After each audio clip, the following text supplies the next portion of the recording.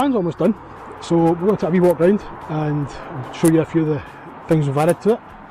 It's a 1998 Fiat Scudo 1.9 turbo diesel.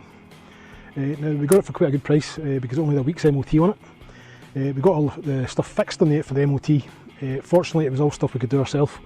We didn't have to pay the guys to do any work on it at all really, other than the MOT itself.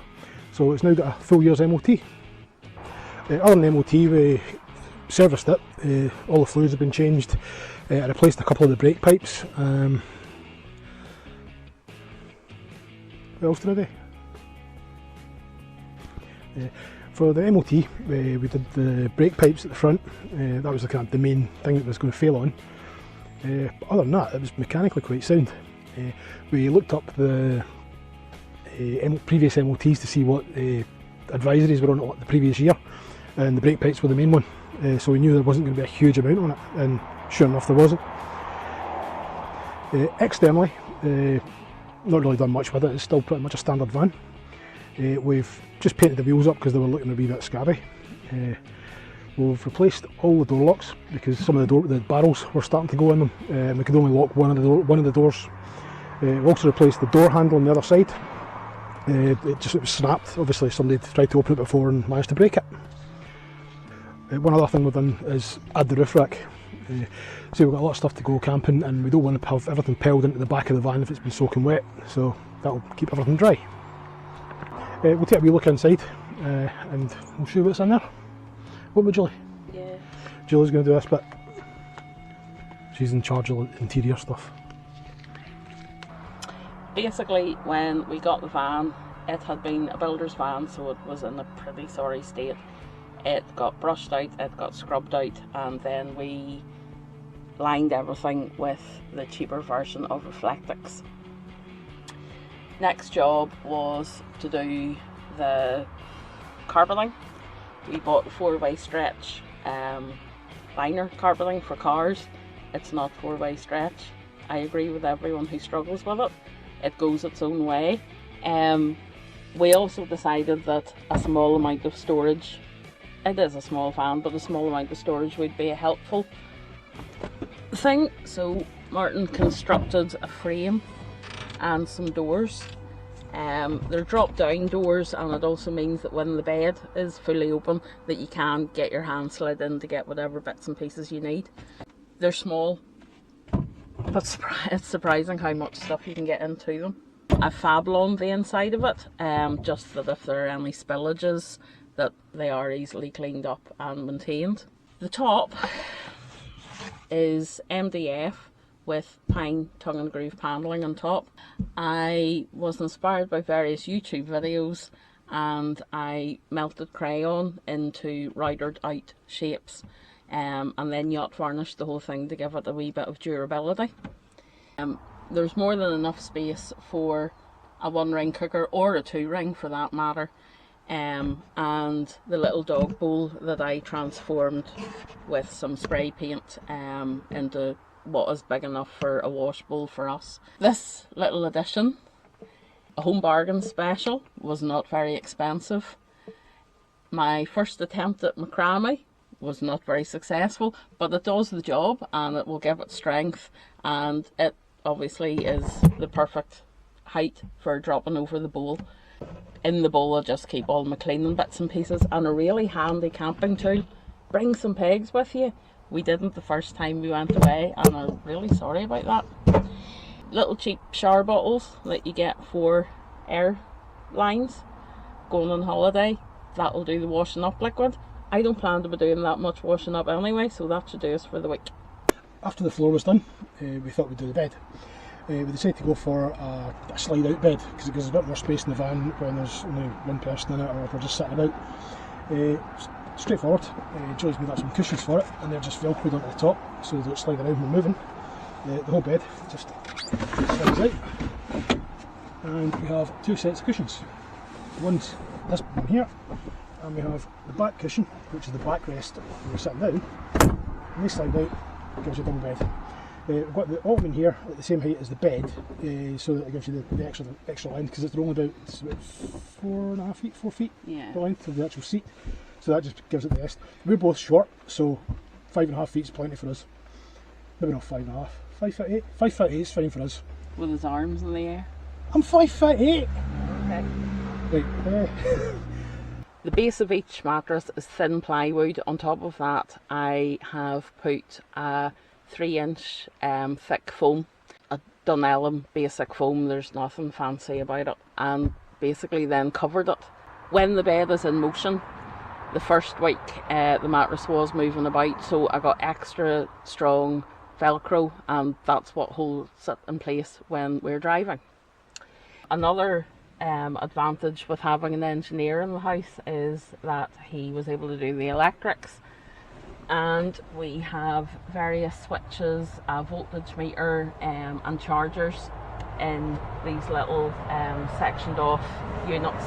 It means at night you can charge your phone or put a book in there or whatever you want, bottle of water, and they're easily accessible when you're in the bed. It also gives security, because obviously when the bed is made up as the day chair, this is completely blocked off, so if there's something that you just want to put out of sight, it can go in there and no one's going to know you have it. The back pocket is quite a good depth, and be good for things like walking poles. We do have our privacy sheets for the back window, but as you can see, it goes down a good distance. Okay, what we didn't mention was the extension to our very short bed, which makes it the perfect length for sleeping. It's an old ottoman I have had up in the roof space for a while. I again covered it with the 3-inch foam. I wallpapered the sides and gave it a good coating of yacht varnish to make it strong. The advantage with this is it's like a TARDIS for storage. It is so TARDIS-y. TARDIS-y. So TARDIS-y. It's TARDIS-y. Like I say, the ottoman has absolutely oodles of space inside. I need to take a serious amount of stuff on a daily basis for my work, and it fits everything. I imagine every piece of bedding and dog supplies are going to fit in this when we go away. I also covered the bottom in the same black stretch car liner, basically because this ottoman will be moved in transit. It'll be at the back of the van. If we're sleeping on it or sitting on it, it's more than likely going to be at the front of the van, and the fabric gives it a nice sort of glide when you're trying to move it, and it doesn't damage the floor, which is quite important. As well as the 12-volt socket we have next to the bed and the USB ports, I stuck another 12-volt socket and a couple of USB ports here, just on their waterproof caps, just to give us somewhere to charge at this side of the van. As Julie mentioned, we didn't want the van getting too wet inside, because as you can see we're in Scotland and it's a wee bit damp, so hence the lino floor and the waterproof shelves and waterproof everything really, and keeping other wet stuff on the roof. It's got a lot of stuff on the roof. Obviously in a van like this there's not a separate cab, so we need some level of privacy in the evenings or if we're sitting in the back, and I basically made some curtains. They're just held up with the same kind of wire that holds up net curtains. There's quite a lot of length at the bottom, just so that they can be tucked in wherever we need them tucked in. Obviously privacy at the back was required as well, so I made up these the shape of the windows. We have reflectix in the middle. This side is a fabric to match the front curtains, and this side is just old black shower curtain, because the handy thing with that is at night time it's just going to look like black windows. No one's going to see it. It'll look like a dark van. So basically they fit into the window like this. I have attached magnets on each side, and this is the first time we've put this up and it's really dark in here. This worked. This is maybe a good time to talk about lights. Yes. Yeah, as well as like USB sockets and such like, we've got 2 small sets of strip lights at the sides, Julie, what turn on so I can see what I'm doing? Yeah. Small strip lights at the side, nice ambient mood lighting. And we've got a switch on the roof with another LED light that lights up the cooker area. We have a switch on the ceiling which lights up the cooker area on the ceiling. So it's the roof. On the ceiling. It's the top, it's the roof. So it's perfectly positioned obviously for the cooker. Actually, this is the first time we've been in the van when it's been like closed up and with the lights on, and this is actually quite pleasant in here. Yeah, it's really quite cool. I quite like. I've decided I like this one. This is actually, yeah. I think we can call this a success. I think we've done a bad job. It was important for us to have a van that we would feel comfortable with. Martin, with his skills, has made the cupboards, the bed, he tongue and grooved the ceiling, the walls, everywhere else. The electrics were all down to him. We have lights, we have charging, you name it, he was able to make it. My passion is crafts, and I have pyrography on the ceilings and on the door panels. Like I say, I'd done the writing and the wax candle melting. I'm really impressed by this van. I'm actually quite speechless. It's the first time Martin and I have sat in here, and it really works, and it's really going to work for us. I'll just show you just how accurate my measurements are. There's the cooker. Watch this. Look how precise that fits in there. You weren't so accurate with the water bottle. You made it the wrong shape. That's precision workmanship, that is. Oh, my dog bone handles. You're right. Another thing I thought it was worth doing is putting some skateboard grip tape on the back panel. It just makes it easier if we're getting up onto the roof, because obviously it's going to have stuff on it. There's also a wee bit more storage under the bed. This one that Joy's done a pyrography on, just a wee storage there. I'll probably use that for just storing a couple of 5-litre water jugs, so we'll get plenty with us for the dogs. Under the bed there's a couple of storage boxes as well. So there's plenty under bed storage as well. Got a couple of storage containers there. So they can just be pulled out easy enough.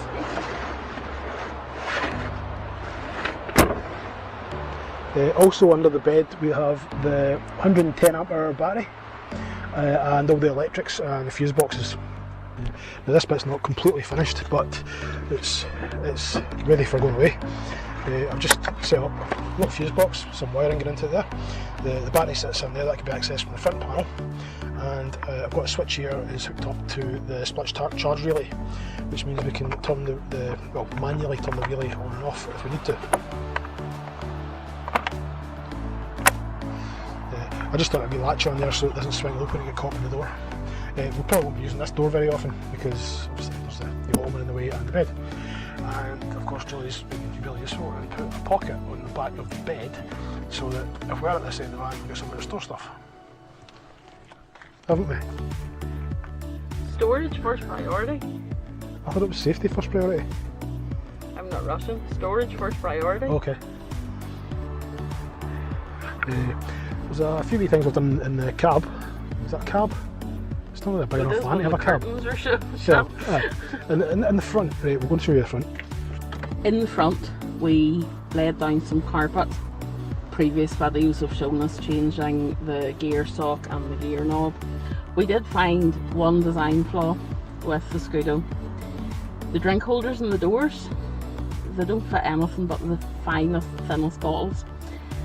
So we had some scrap wood and more of my favourite stretch card material, and we decided to make this beast.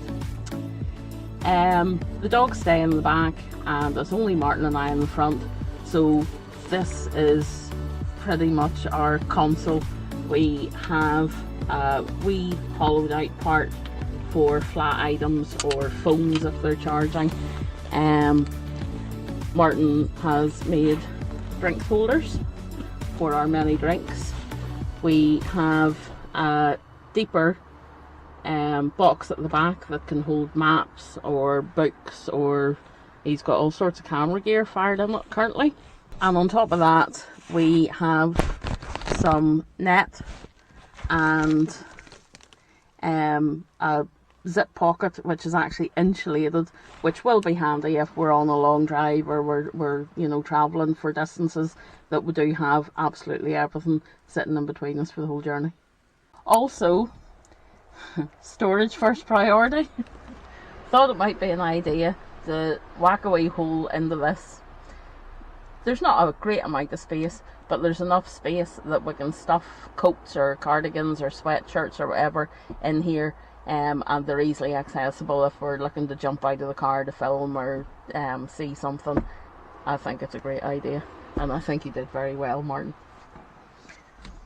Is that a compliment? Yeah, you're allowed one. I just got a compliment. What do you want? You after something? I'm aware how much tweed there is for sale when we go on our next adventure. Right. Yeah. We also replaced the stereo. It was a basic, was it a Fate stereo or what kind of? It was pretty standardly crap. It had a cassette player. We don't have any cassettes. Half the people watching this don't know what a cassette is, but hey ho. So we did change it out for one of these guys, which is absolutely great because there are two USB charging sockets. There's a little hole there for your micro SD. There's even auxiliary. An auxiliary thing for your like things that have headphone holes in them. What is it? The headphone socket, 3.5mm jack. What he said. I don't know why he asked me to do this stereo. I don't know. We both like music and we both like to drown each other out occasionally, and music's the best way of doing it. And it lights up really cool if I had ignition, but I don't know. Oh yeah, it's purple. It's whatever colour you want. I'd choose purple because I like purple. We've also fitted a dash cam on the van. Not only is that good for extra driving footage, but it's also good for reducing insurance costs and showing who's liable when there's an accident. The Scudo does have plenty of its own storage. There's a big shelf above the seat, and it's a really good sturdy shelf. I'm thinking possibly, not for this trip but in the future, I'll get some boxes made. When I say I'll get them made, I'll make them and run them along there, and they can sort of hold camera gear or maps or shoes or whatever we fancy. Underneath the seats in the Scudo and in between the seats in the Scudo was great as well. There's plenty of room for tool bags and just the general bits and pieces, puncture repair kits, stuff that you need when you're out and about.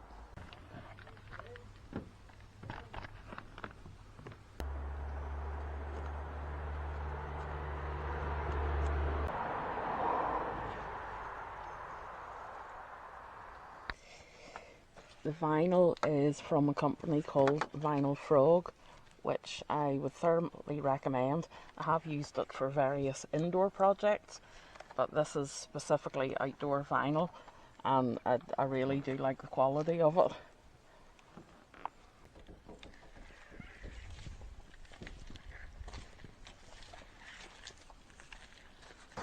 Well, that's the final walk round. If you've got any questions, just leave them in the comments below and we'll get back to you. Well, that's how you do a self-built camper van. Very please quickly. Like and subscribe. Yep, please like and subscribe. And then you can catch us wherever we take this van. Where are we going? Oh, you're used? I took the ferry for the youth, so okay. I'm going to the youth. Would you like to come? Can I? Oh, okay. Can I get to sleep in the van or have I got to use a tent?